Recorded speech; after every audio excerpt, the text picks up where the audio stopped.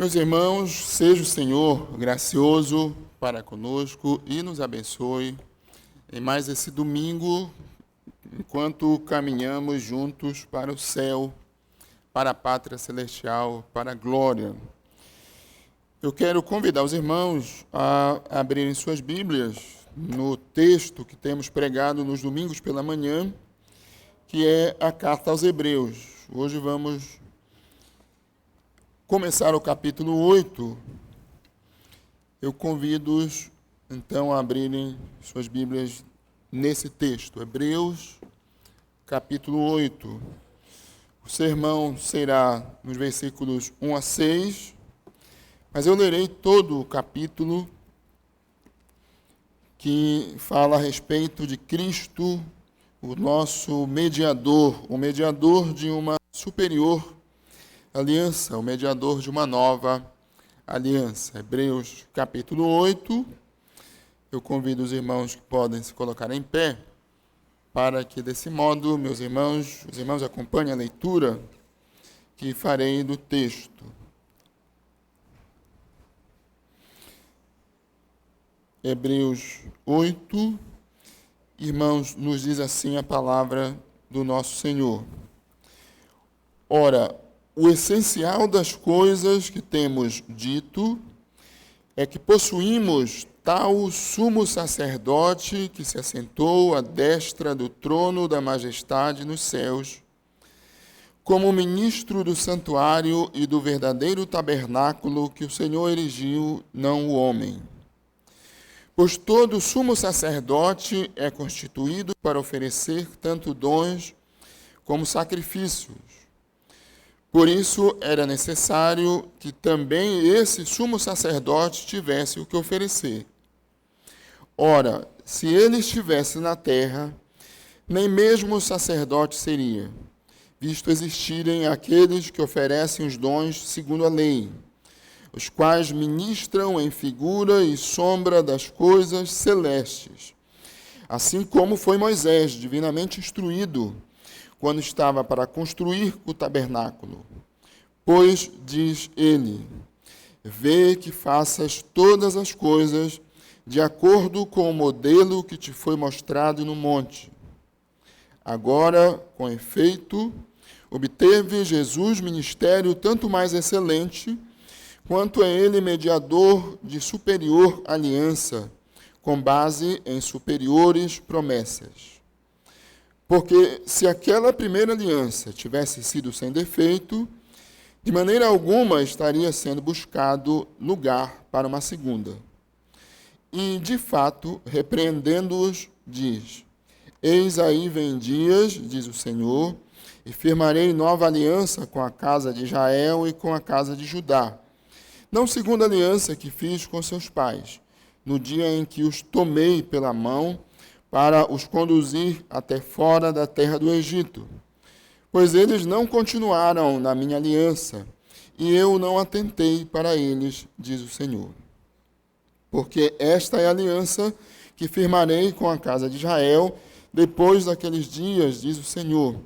Na sua mente imprimirei as minhas leis, também sobre o seu coração as inscreverei, e eu serei o seu Deus, e eles serão o meu povo.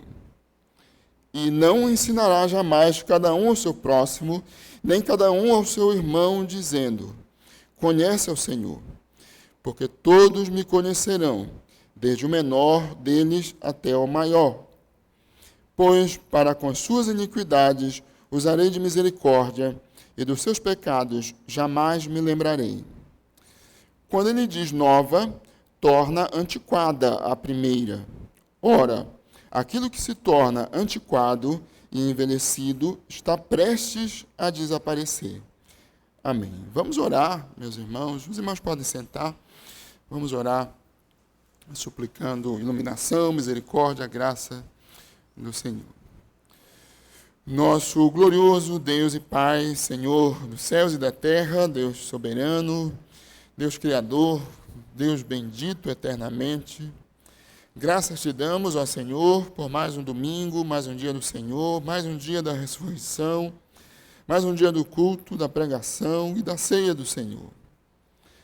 Louvamos ao Senhor pela tua grande misericórdia, que tem nos guardado, sustentado e preservado as nossas vidas ao longo da semana, que tem nos dado, ó Senhor, conhecimento de ti, que tem sido, ó Deus, misericordioso, paciente conosco, perdoando os nossos pecados.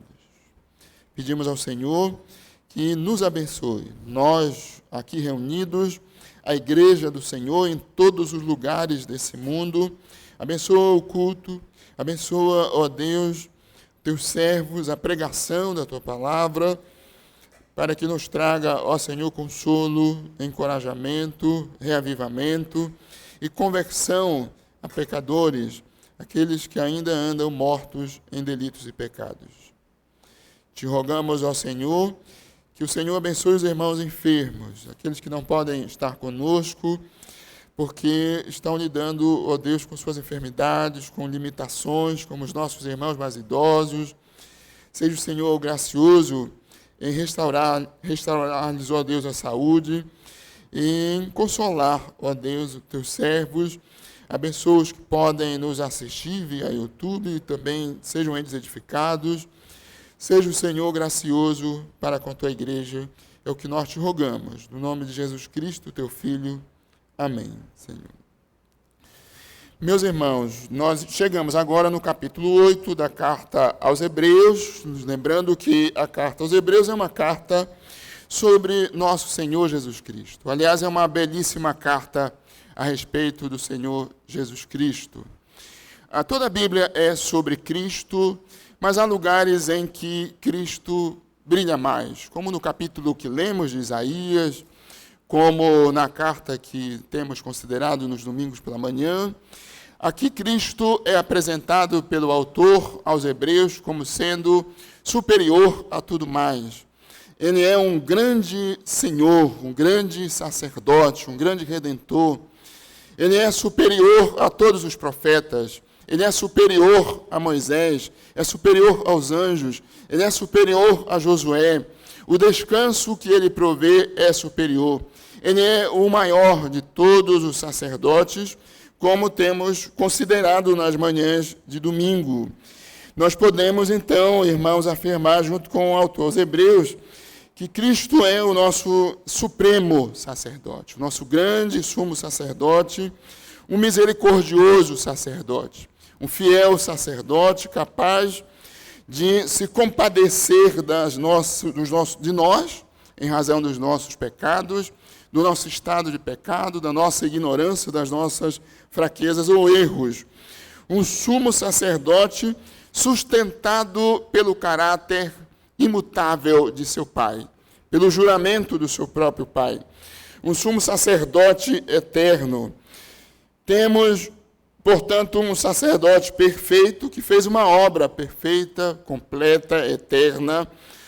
Como diz o autor aos Hebreus, com efeito, nos convinha um sacerdote como este, como Jesus Cristo. E o autor aos Hebreus, até aqui, como tenho dito aos irmãos, tem falado, apresentado o Cristo como o grande e insuperável Redentor do seu povo. Agora ele falará sobre a aliança, Cristo como o mediador da aliança. Nós temos visto no capítulo 7, Cristo como o sacerdote da aliança. Agora nós o veremos como o mediador da aliança, uma aliança maior, mais excelente, superior àquela aliança que Deus fez com Israel quando os tirou da terra do Egito. Nós podemos, meus irmãos, esboçar o capítulo 8, que lemos, mas hoje não vou pregar em todo o capítulo, mas eu quero apresentar aos irmãos um esboço simples do capítulo em 3 partes. Primeiro, nós temos nesse capítulo, nos versículos 1 e 2, o santuário. O santuário é o tabernáculo onde o sacerdote mediador executa o seu serviço. Segundo, nós temos a figura do mediador, nos versículos 3 a 6. O mediador é o sacerdote que apresenta a Deus sacrifício no tabernáculo, no santuário. Terceiro, nós temos a aliança, nos versículos 7 a 13 desse capítulo. A aliança é um acordo entre Deus e os homens, pela qual o sacerdote mediador trabalha. Hoje nós vamos considerar somente o santuário e o mediador da aliança. Lembrando aos irmãos que os capítulos 8 e 9 da Carta aos Hebreus e também o capítulo 10, a metade do capítulo 10, esses capítulos apresentam Jesus Cristo como o mediador de uma nova aliança. Como disse aos irmãos, uma aliança superior àquela aliança feita com Deus, com o povo de Israel, quando os tirou do Egito, uma aliança instituída, estabelecida, com base em superiores promessas. O que é a aliança que Deus estabeleceu conosco? Quais são as suas promessas? Porque são superiores. O autor aos Hebreus trata desse assunto que, se o Senhor nos permitir, trataremos nos próximos domingos, capítulos 8, 9 e 10. Nós temos, meus irmãos, acompanhado essa carta, como disse os irmãos, sobre Cristo. Então, vamos continuar aprendendo mais sobre o nosso grande Redentor. Para o sermão de hoje, vamos, em primeiro lugar, considerar o santuário, nos versículos 1 e 2, o lugar onde os sacrifícios da aliança eram oferecidos a Deus em favor do pecador pelo sacerdote mediador. Os versículos 1 e 2, o autor aos Hebreus diz: ora, o essencial das coisas que temos dito é que possuímos tal sumo sacerdote que se assentou à destra do trono da majestade nos céus, como ministro do santuário e do verdadeiro tabernáculo que o Senhor erigiu, não o homem. Como um bom professor, o autor dessa carta sempre repete os seus ensinos com uma novidade, ou com mais conteúdo, ou nos fazendo lembrar aquilo que ele já ensinou. É o que ele faz no começo do capítulo 8. Ele começa recapitulando aquilo que está no capítulo 7. Vamos então lembrar que no capítulo 7 nós aprendemos que o sacerdócio de Cristo é superior àquele sacerdócio levítico. O sacerdócio de Cristo é mais eficaz do que o sacerdócio levítico. O sacerdócio de Cristo é perfeito, é completo, não precisa de nada mais, de nenhum outro sacerdote, nenhum outro sacrifício. O sacerdócio de Cristo é garantido pelo juramento de Deus, pelo caráter de Deus. O sacerdócio de Cristo é eterno, é imutável. Somente Cristo pode prover para o pecador pleno e perfeito perdão, plena e perfeita reconciliação e vida eterna. Diz o autor aos Hebreus, isso é o essencial, o ponto principal das coisas que temos dito ou ensinado até aqui.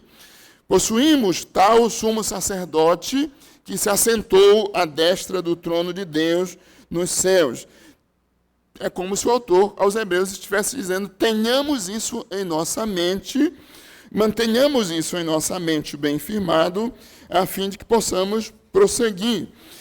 Então ele diz, o nosso sumo sacerdote assentou-se à destra do trono na majestade.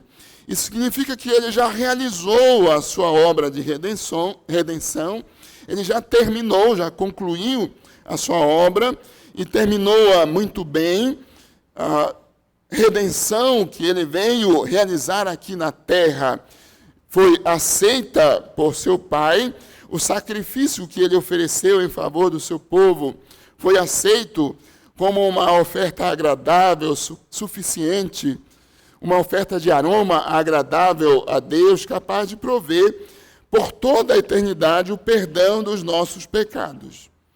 Por isso que o autor aos Hebreus disse lá no início dessa carta, depois de ter feito a purificação dos pecados, Cristo assentou-se à direita de seu Pai na majestade. E ele também dirá adiante, no capítulo 10, versículos 12 a 14.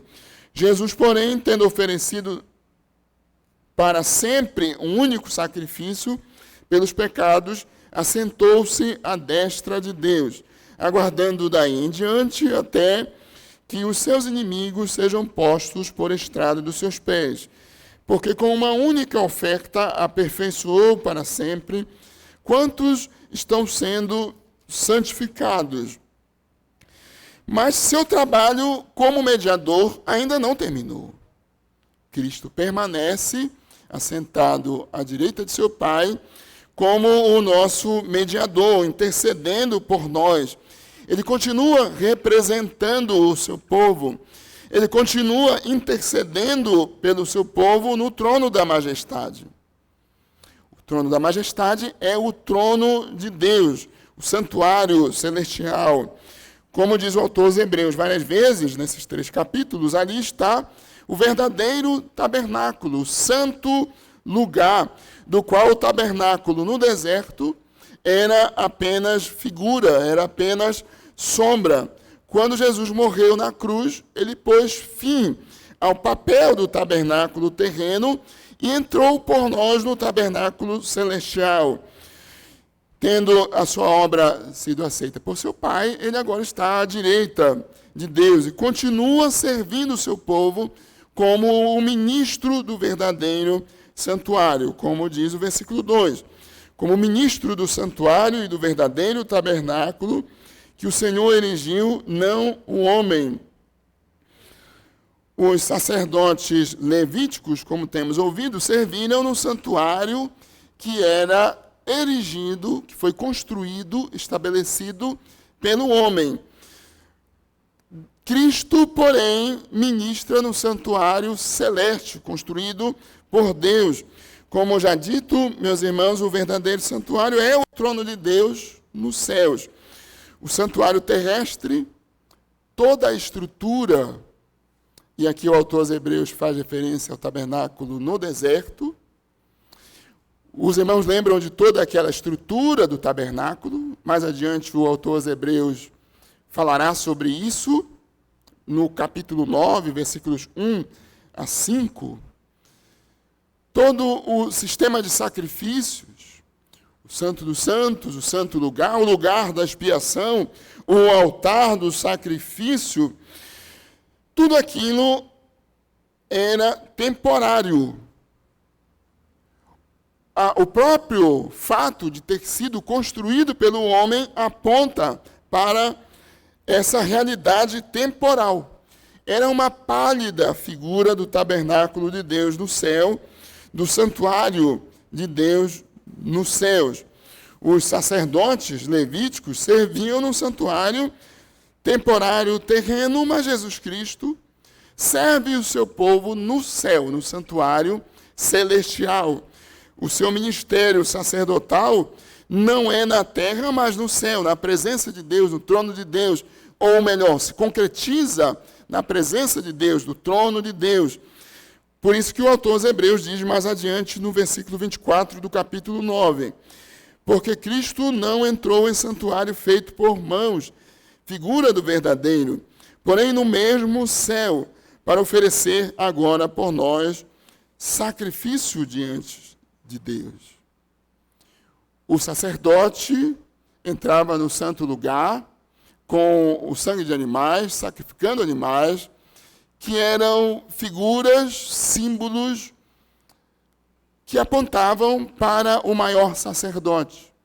O sumo sacerdote, uma vez por ano, entrava no Santo dos Santos sozinho, carregando o sangue do sacrifício que seria oferecido por ele mesmo, em favor dele mesmo, para o perdão dos seus próprios pecados, porque era um pecador, e levando o sangue do sacrifício que era oferecido para o perdão dos pecados do povo de Israel.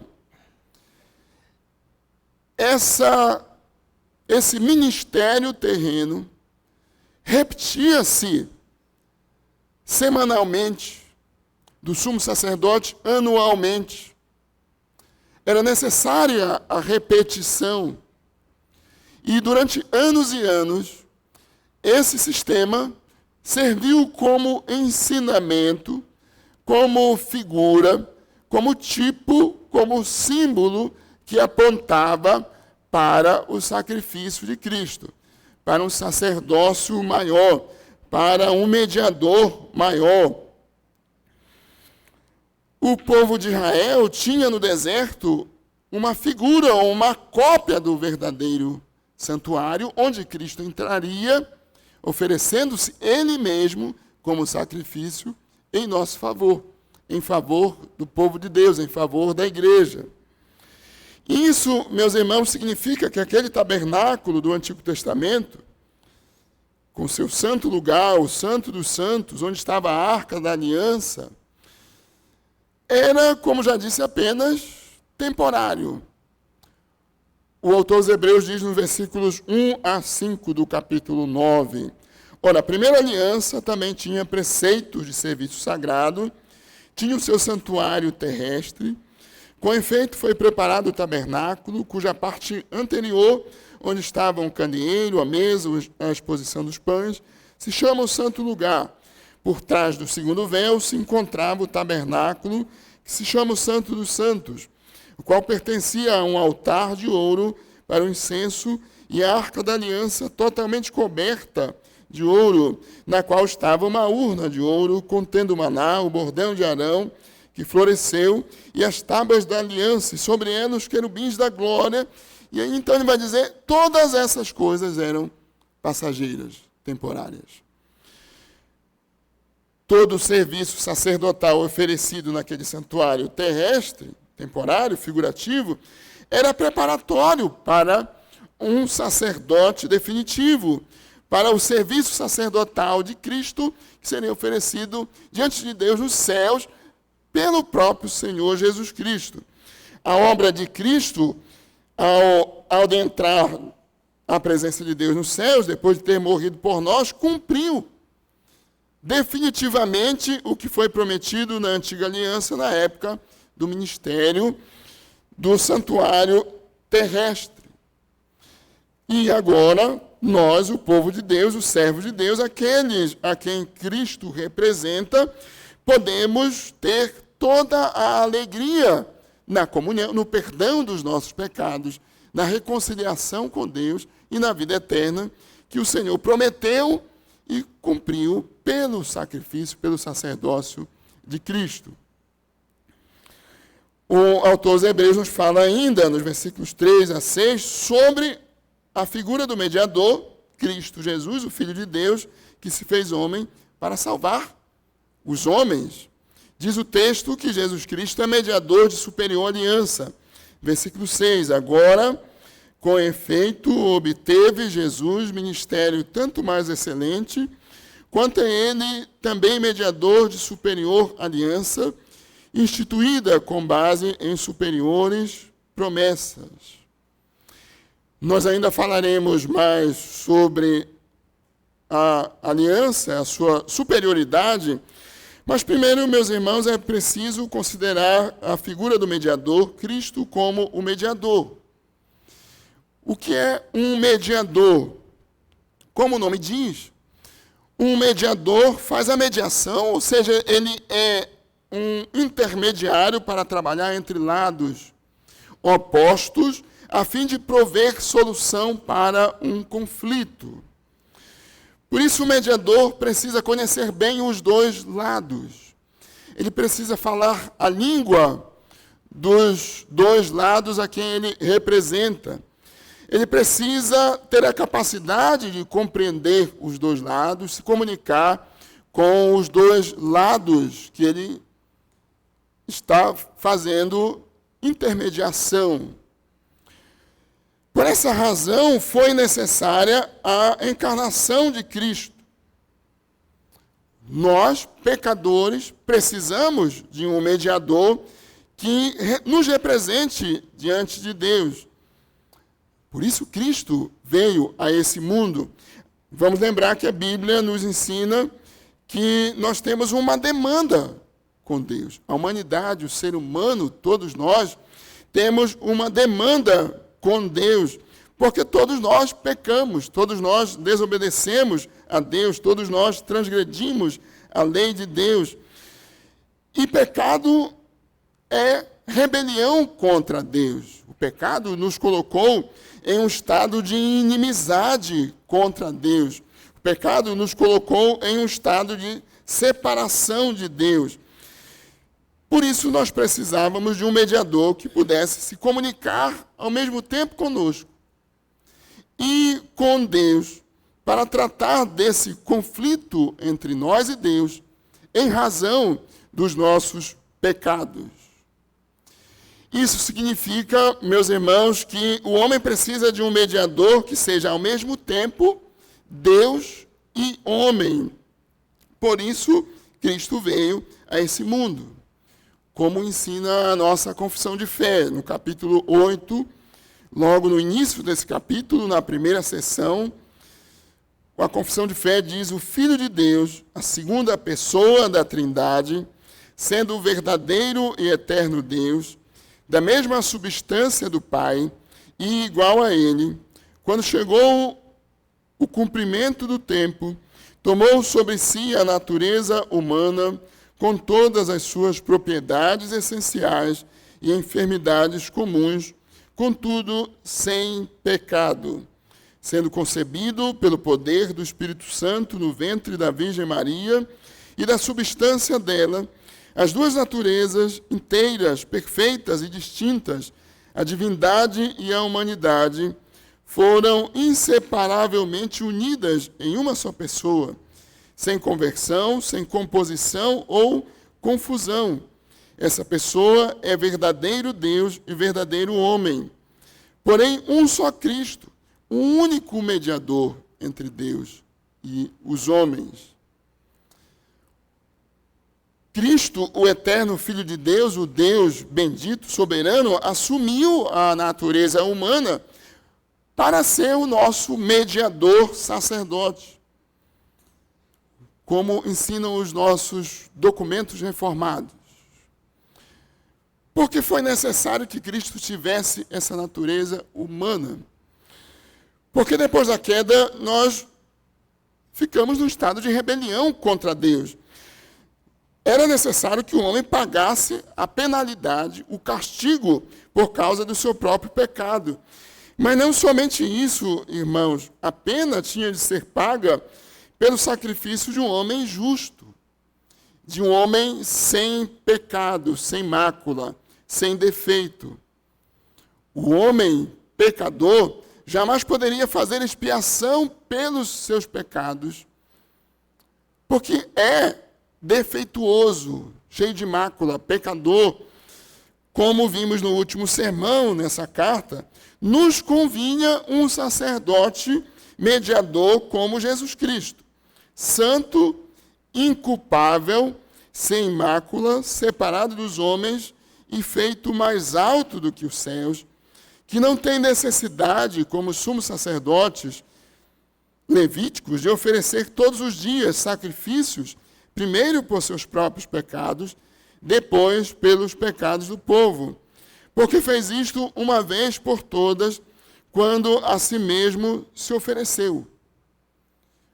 Como sacerdote mediador do seu povo, Jesus Cristo tinha de ter as propriedades de um ser humano, estar sujeito às fraquezas e debilidades humanas decorridas da queda, mas sem pecado. Ao mesmo tempo, ele teria de ser um mediador sem pecado, que pudesse compreender plenamente as exigências da lei de Deus, e somente desse modo, dessa maneira, tendo experiência das misérias humanas e, ao mesmo tempo, da justiça de Deus, da justiça soberana de Deus, o mediador poderia compreender o pecador e, ao mesmo tempo, aquele que foi ofendido pelo pecador. O autor aos Hebreus nos fala sobre isso, nos falou no capítulo 2, nos versículos 14 a 18. Porque Cristo teve que descer a nossa condição encarnando-se.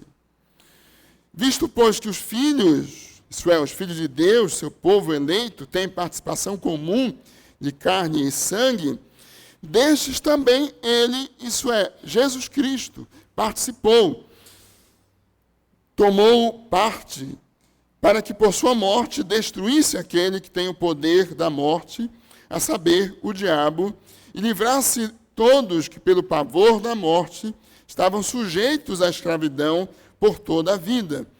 Por isso mesmo, nos convinha, era necessário, era apropriado que em todas as coisas Cristo se tornasse um ser humano, semelhante aos irmãos, para ser misericordioso e fiel sumo sacerdote nas coisas referentes a Deus e para fazer sacrifício propiciatório por nós. Para oferecer-se ele mesmo como um sacrifício que expia, que perdoa pecados. O Catecismo de Heidelberg, um documento da época da Reforma, tão precioso, nos ensina essa verdade, meus irmãos, de modo muito maravilhoso, simples e maravilhoso, nas perguntas 15 e 16. Pergunta 15 do Catecismo de Heidelberg: que tipo de mediador e salvador nós devemos buscar? Que tipo de mediador e redentor o homem precisa? O mediador deve ser verdadeiro homem e homem justo, contudo mais poderoso que todas as criaturas. Portanto, alguém que é ao mesmo tempo verdadeiro Deus, verdadeiro homem e verdadeiro Deus. A pergunta seguinte, 16, por que o mediador deve ser verdadeiro homem e homem justo? Deve ser verdadeiro homem porque a justiça de Deus exige que o homem pague o pecado do homem. Deve ser homem justo porque alguém que tem seus próprios pecados não pode pagar nem por si e nem por outros. Vejam, os irmãos, a nossa necessidade de Hebreus 8, 9. A nossa necessidade de um mediador como Cristo. Não há nenhum outro mediador entre Deus e os homens. Não há nenhum outro meio pelo qual o homem possa ser perdoado dos seus pecados. Não há nenhuma outra maneira pela qual o homem pode ser reconciliado com Deus, se não for através de Jesus Cristo, o Filho de Deus, que se fez homem, que assumiu a nossa natureza, que tomou sobre si a responsabilidade de cumprir a lei em nosso lugar e oferecer-se como um sacrifício mediador por nós. Quando alguém ignora o sacrifício, a mediação de Cristo, e tenta outros meios de mediação, encontrará frustração, mais cedo ou mais tarde. Os nossos irmãos hebreus do primeiro século, muitos deles, tristemente estavam considerando voltar ao sacerdócio levítico, voltar ao mediador levítico, voltar a um tabernáculo terreno. Por isso, toda essa argumentação do autor aos hebreus. Ora, aqueles sacerdotes eram temporários, eles tiveram um papel muito importante. Eles mantiveram na nossa mente a certeza de que viria um sacerdote maior, definitivo. Ora, aquele sistema do tabernáculo, dos sacrifícios, era temporário. Haveria um sacrifício maior.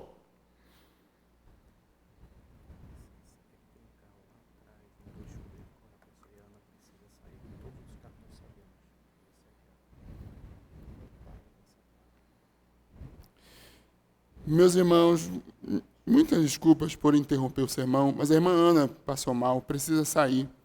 E o carro de placa OTM 3B93, um Palio, está impedindo a saída. Quem for o dono desse carro, por favor.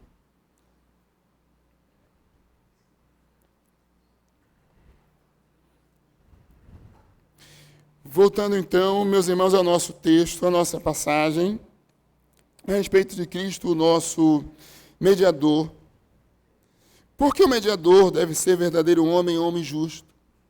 Porque nós precisávamos, porque nós somos injustos. Porque a justiça de Deus exigia que um homem injusto morresse em nosso lugar. Cristo agora continua sendo o representante do seu povo perante Deus, o nosso mediador eterno. Ele nos representa como faz um advogado, por exemplo, de defesa, em razão do seu cliente, em favor do seu cliente. E é por isso que o apóstolo João diz, por exemplo, lá em João, capítulo 2, versículo 1, filhinhos meus, essas coisas vos escrevo para que não pequeis. Se todavia alguém pecar, temos advogado junto ao Pai, Jesus Cristo, o justo. É maravilhoso que temos um sacerdote, mediador como Cristo. Deus proveu em Cristo para seu povo, para a sua igreja, para você, um sacerdote glorioso, santo, perfeito.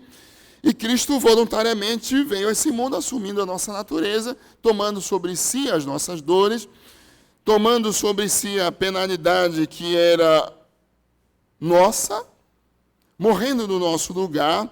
Os cânones de Dort, outro documento reformado, tratando a respeito da mediação de Cristo, no seu capítulo 2, no artigo 2º, também nos ensina de modo claro e maravilhoso. Por nós mesmos, não podemos cumprir a justiça de Deus, dar satisfação à justiça de Deus, nem podemos livrar a nós mesmos da ira de Deus. Por isso, Deus, em sua infinita misericórdia, deu seu Filho único como nosso mediador. Por nós, ou em nosso lugar, ele foi feito pecado e maldição na cruz, para que pudesse satisfazer a justiça de Deus por nós. Mais adiante, o autor aos Hebreus diz, Jesus é o mediador da nova aliança, a fim de que, intervindo a morte, para a remissão das transgressões que havia sobre a primeira aliança, recebam a promessa da eterna herança aqueles que têm sido chamados. É em Cristo, o nosso grande mediador, que podemos, meus irmãos, estar em pé diante de Deus, vestidos com a justiça de Cristo.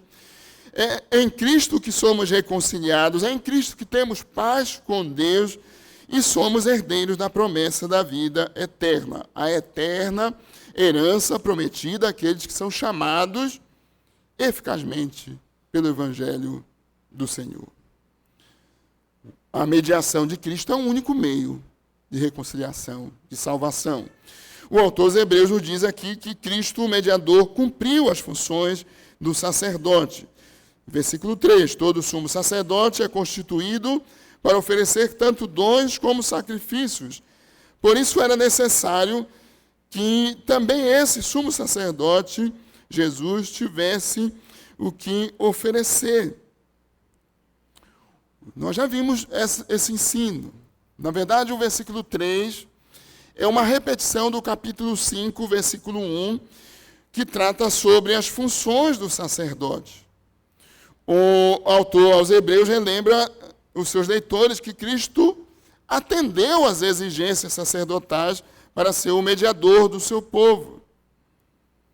O sacerdote tinha de oferecer dons e sacrifícios. O que Cristo tinha para oferecer por seu povo? Ele ofereceu-se a si mesmo, como o dom da vida, o sacrifício que garante perdão e vida eterna, como nós lemos em Isaías. Certamente, ele tomou sobre si as nossas enfermidades e as nossas dores levou sobre si, e nós o reputávamos por aflito, ferido de Deus e oprimido, mas ele foi traspassado pelas nossas transgressões e moído pelas nossas iniquidades. O castigo que nos traz a paz estava sobre ele, e pelas suas pisaduras fomos sarados. Diz o texto, meus irmãos, que Cristo se fez ministro de uma nova aliança, versículos 4 a 6.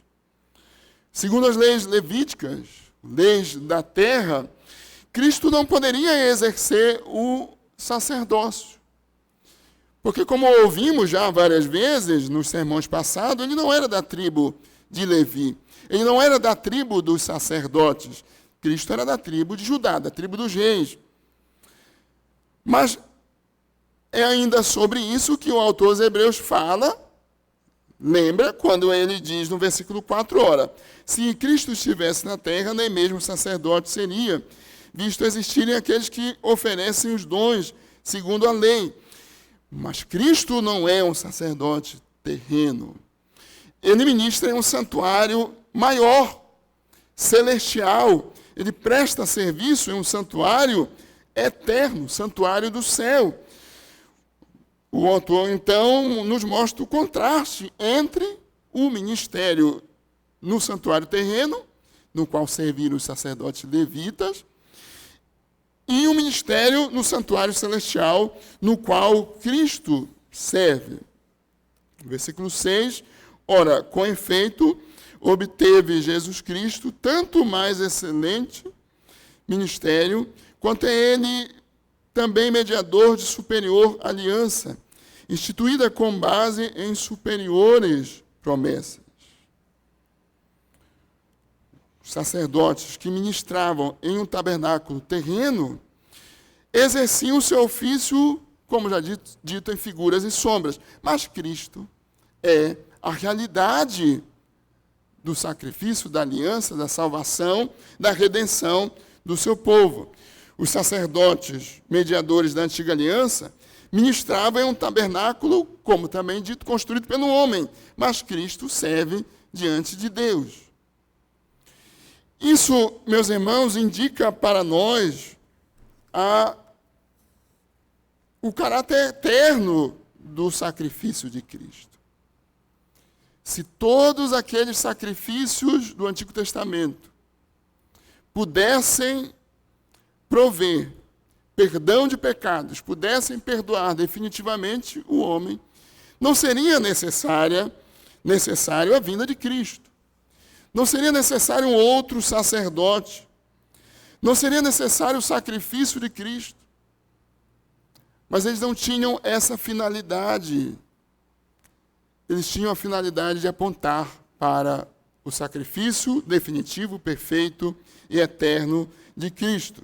Por isso, então, que o autor aos Hebreus diz no capítulo 9, versículos 11 e 12, quando, porém, veio Cristo como sumo sacerdote dos bens já realizados, mediante o maior e mais perfeito tabernáculo, não feito por mãos, quer dizer, não desta criação, não por meio de sangue de bodes e de bezerros, mas pelo seu próprio sangue, entrou no Santo dos Santos, uma vez por todas, tendo obtido eterna redenção.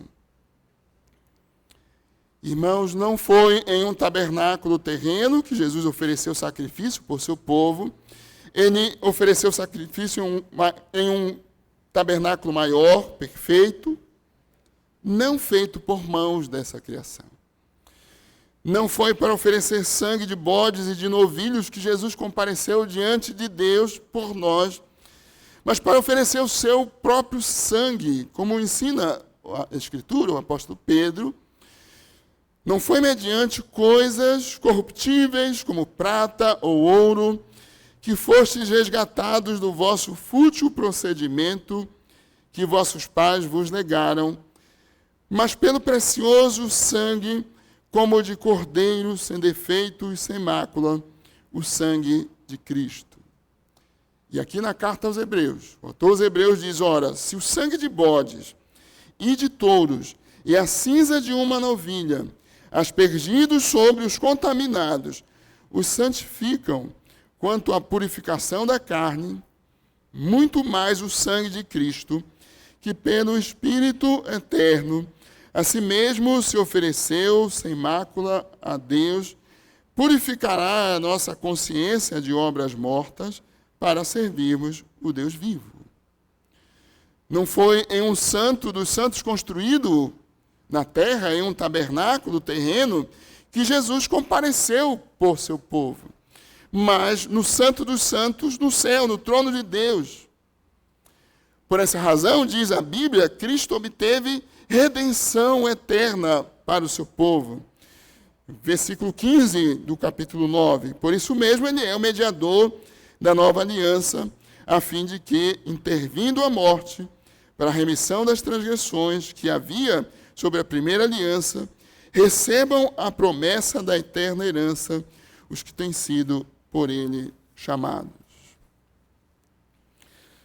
Portanto, o argumento do autor da carta aos Hebreus, ao iniciar a sua exposição sobre a superioridade de Cristo como o mediador de uma nova aliança, meus irmãos, em primeiro lugar, dizer aos seus leitores: o tabernáculo no qual Cristo serviu é superior ao tabernáculo do deserto. Não é um tabernáculo terreno. Não foi construído por homens. Mas é o tabernáculo celestial. Cristo não ministrou, não serviu como sacerdote num tabernáculo terreno. Nesse tabernáculo ele nem poderia servir, por não ser da tribo de Levi. Mas ele ministrou, serviu, apresentou-se como um sacrifício, como fazia o sumo sacerdote, uma vez por ano, no tabernáculo celestial, na presença de Deus, no Santo dos Santos, no santo lugar, do qual o tabernáculo no deserto era uma pálida sombra. Não voltem para esse tabernáculo terreno.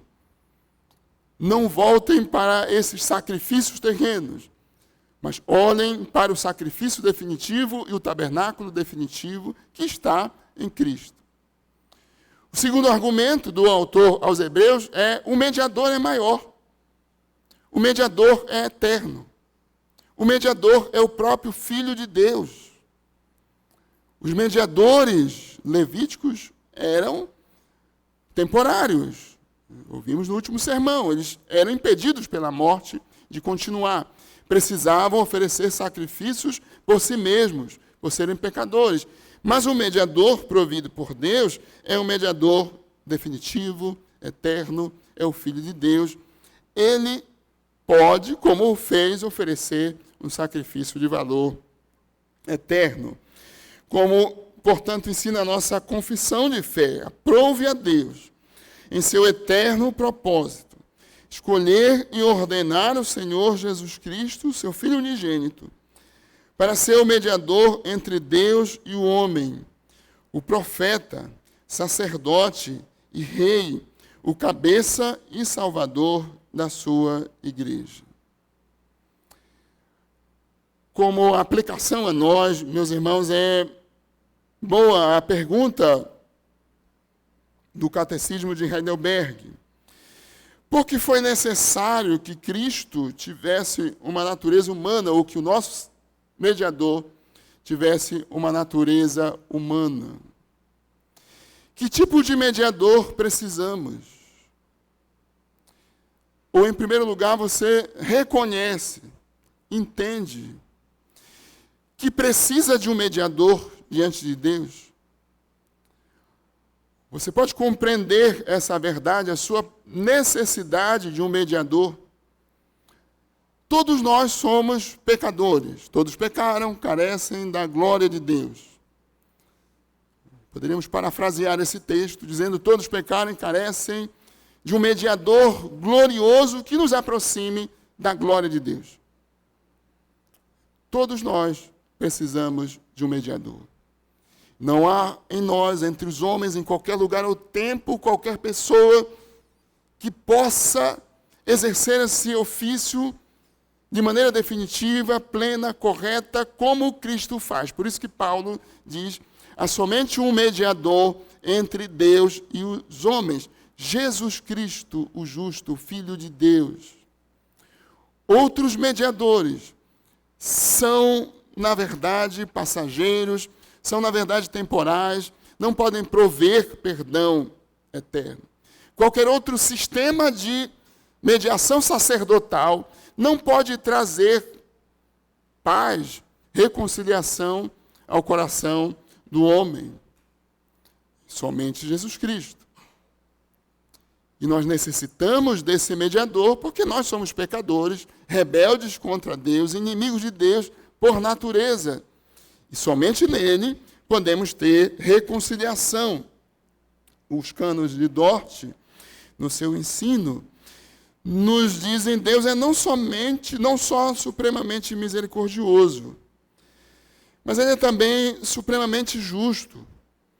E como ele se revelou na sua palavra, sua justiça exige que nossos pecados, cometidos contra a sua infinita majestade, sejam punidos nessa vida e na futura, em corpo e alma.